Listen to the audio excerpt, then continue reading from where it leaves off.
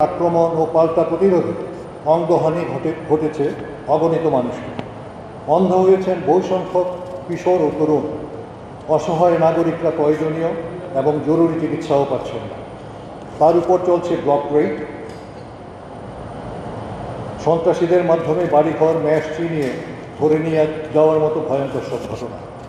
মিথ্যা মামলায় গ্রেপ্তার হয়েছেন অথবা পালিয়ে বেড়াচ্ছেন হাজার হাজার নিরপরাধ কিশোর কিশোরী, তরুণ তরুণী, যুবক ও যুবতী। সুস্থ মস্তিষ্কের কোনো বিবেকবান মানুষের পক্ষে দেশে এমন একটা যুদ্ধ পরিস্থিতি মেনে নেওয়া সম্ভব না। আমরা নিজেরা নিজেদের সাথে যুদ্ধ করতে পারি না। আমাদের দেশটাকে, এই প্রিয় রাজধানী ঢাকা ও জেলা শহরগুলোকে যুদ্ধক্ষেত্রে পরিণত করতে দিতে পারি না। তাই আজ এখানে দাঁড়িয়ে দ্ব্যর্থহীন ভাষায় বলছি, ইনশাল্লাহ তা আমরা করতে দেব না। সকল শ্রেণী ও পেশার মানুষকে সাথে নিয়ে ঐক্যবদ্ধভাবে শান্তি প্রচেষ্টায় সচেষ্ট থাকবে। কোটা সংস্কার আন্দোলনের শুরুটা দেশবাসী দেখেছেন, এর কোনো কিছুই মানুষের স্মৃতি থেকে মুছে যাওয়ার কথা নয়। প্রথম পক্ষ অর্থাৎ শিক্ষার্থীরা শান্তিপূর্ণভাবে তাদের আন্দোলন এগিয়ে নিয়ে যাচ্ছিল। সারা দেশের শিশু কিশোর ও তরুণরা শত উস্কানি, হামলা ও নির্যাতনের মধ্যেও ধৈর্য ধরে শৃঙ্খলার সাথে আস্তে আস্তে আইন মেনে সামনে পা বাড়াচ্ছে। বিপরীতে দ্বিতীয় পক্ষ যে উপর্যুপরি উস্কানি দিল, গুন্ডা পান্ডা দিয়ে সন্ত্রাস চালালো এবং পুলিশ, র্যাব, আনসার ও বিজিবি নামিয়ে আকাশে হেলিকপ্টার উড়িয়ে নির্বিচারে গুলি করে অগণিত কিশোর, শিশু ও তরুণের তাজা প্রাণ হরণ করলো, তা দেশবাসী কি এত সহজে এত অল্প সময়ের মধ্যে ভুলে যাবে? আক্রমণকারীরা গণ অভ্যুত্থানের প্রতিরোধের মধ্যে পিছপা হতে বাধ্য হল। পরবর্তী পর্যায়ে ব্যবহার করা হলো বাংলাদেশের সশস্ত্র বাহিনীকে। তাদেরকে ঢাল হিসাবে ব্যবহার করে কখনো সম্মুখভাগে, কখনো পিছনে ও পাশে দাঁড় করিয়ে অন্যান্য বাহিনীগুলো এই গণ আন্দোলনের উপর তাদের জুলুম, অত্যাচার ও নির্যাতন অব্যাহতভাবে চালিয়ে যাচ্ছে। কোনোভাবেই এমন পরিস্থিতির দায় দেশপ্রেমিক সশস্ত্র বাহিনীর নেওয়া উচিত নয়। বাংলাদেশের সশস্ত্র বাহিনী অতীতে কখনো দেশবাসী বা জনসাধারণের মুখোমুখি দাঁড়ায়, তাদের বুকে বন্দুক তাক করে। একটি রাজনৈতিক সংকটকে সামরিকীকরণের যে উদ্যোগ নেওয়া হয়েছে, আমরা সশস্ত্র বাহিনীর অবসরপ্রাপ্ত কর্মকর্তারা এর তীব্র বিরোধিতা করছি। পার্শ্ববর্তী দেশ মিয়ানমার সামরিক সরকারের এমন অপরিণামদর্শী সিদ্ধান্ত সম্পদশালী সেই দেশটিকে আজ ধ্বংসের মুখে দাঁড় করিয়ে দিয়েছে।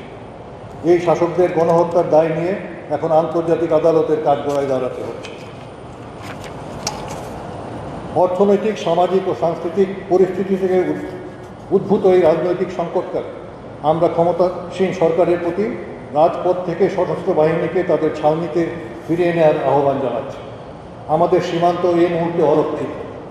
ছাত্রদের যৌক্তিক আন্দোলন দমনের জন্য সীমান্ত হতে উল্লেখযোগ্য সংখ্যক বিজিবি সদস্যদের প্রত্যাহার করা হয়েছে।